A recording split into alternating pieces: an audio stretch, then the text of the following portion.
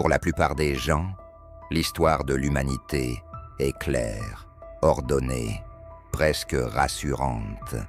On nous apprend que tout commence il y a quelques milliers d'années. Des chasseurs-cueilleurs deviennent agriculteurs.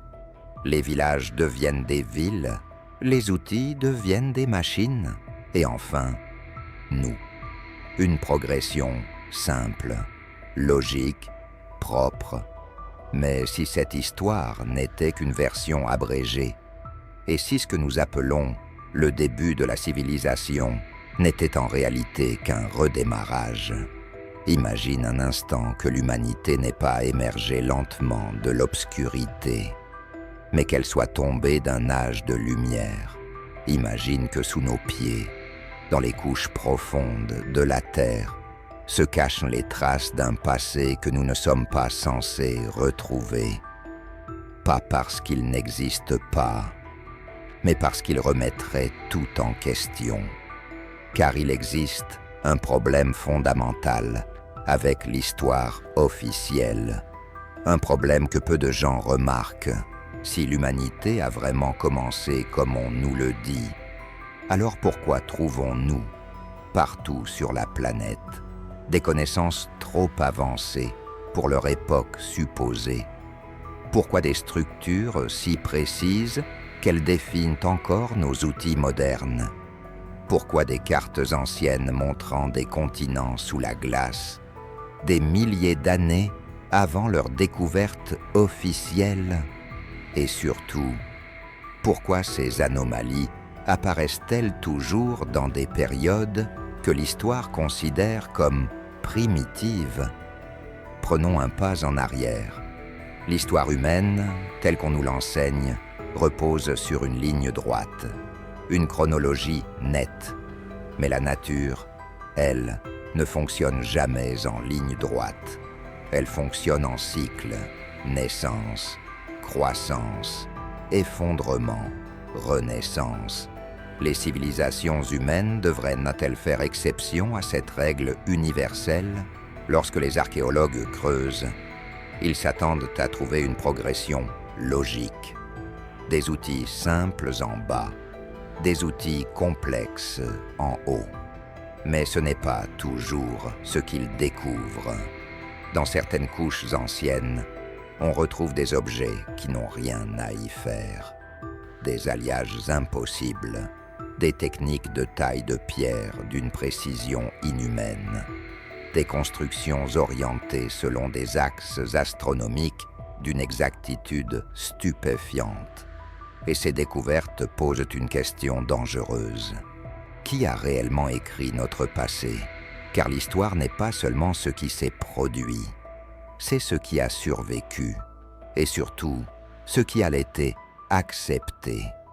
Imagine une civilisation avancée, technologique, prospère, puis imagine un événement global, cataclysmique, un impact cosmique, un basculement climatique brutal, une activité solaire extrême, peu importe la cause.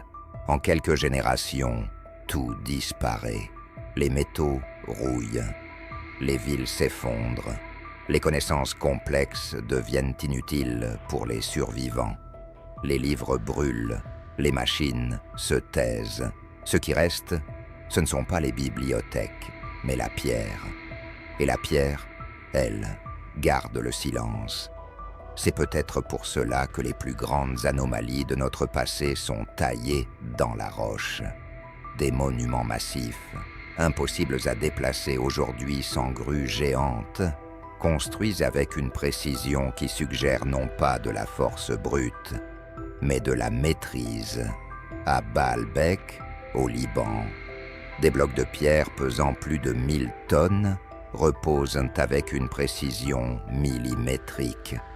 À Gizeh, les pyramides sont alignées non seulement avec les points cardinaux, mais aussi avec des cycles célestes sur des milliers d'années. En Amérique du Sud, des murs polygonaux s'emboîtent ainsi parfaitement qu'aucune lame ne peut passer entre les pierres. Et la réponse officielle est toujours la même. Ils étaient ingénieux, mais ingénieux ne suffit plus, car ces constructions ne montrent pas seulement de l'ingéniosité, elles montrent une compréhension avancée de la géométrie, de l'astronomie, de la géologie, et peut-être même de l'énergie. Alors pourquoi cette connaissance disparaît-elle soudainement? Pourquoi les civilisations suivantes semblent-elles savoir moins que celles qui les ont précédées? C'est l'inverse du progrès. C'est une amnésie. Dans de nombreuses traditions anciennes, on retrouve le même récit. Un âge d'or, une époque où les humains vivaient plus longtemps, comprenaient le ciel, maîtrisaient la terre. Puis, une chute, un déluge, un feu venu du ciel, une grande destruction. Ces récits existent en Mésopotamie, en Inde, en Amérique centrale, en Chine, en Grèce. Des cultures séparées par des océans, mais unies par la même mémoire fragmentée. Coïncidence ou souvenir déformé d'un événement réel? Si l'humanité est plus ancienne que l'histoire officielle, alors cela signifie que nous ne sommes pas la première civilisation avancée sur Terre. Nous serions la dernière. Et cette idée dérange profondément, car elle implique que le progrès n'est pas garanti, que la technologie ne nous sauve pas, que tout ce que nous construisons peut disparaître comme cela s'est déjà produit auparavant. Mais il y a un détail encore plus troublant. Si des civilisations avancées ont existé avant nous, alors certaines d'entre elles ont peut-être survécu, pas à la surface, mais ailleurs, sous terre, sous les océans, ou dans des zones que nous n'explorons presque jamais. Plus de 70% de notre planète est recouverte d'eau. Nous avons exploré moins de 5% des fonds marins. Des structures artificielles ont été détectées au large du Japon, près de l'Inde, dans la mer Méditerranée. Officiellement, leur origine reste incertaine. Officieusement, elles posent problème, car si ces structures sont humaines, alors leur âge pourrait remonter à une époque où, selon l'histoire officielle, aucun humain n'était censé construire quoi que ce soit. Alors, une autre question émerge.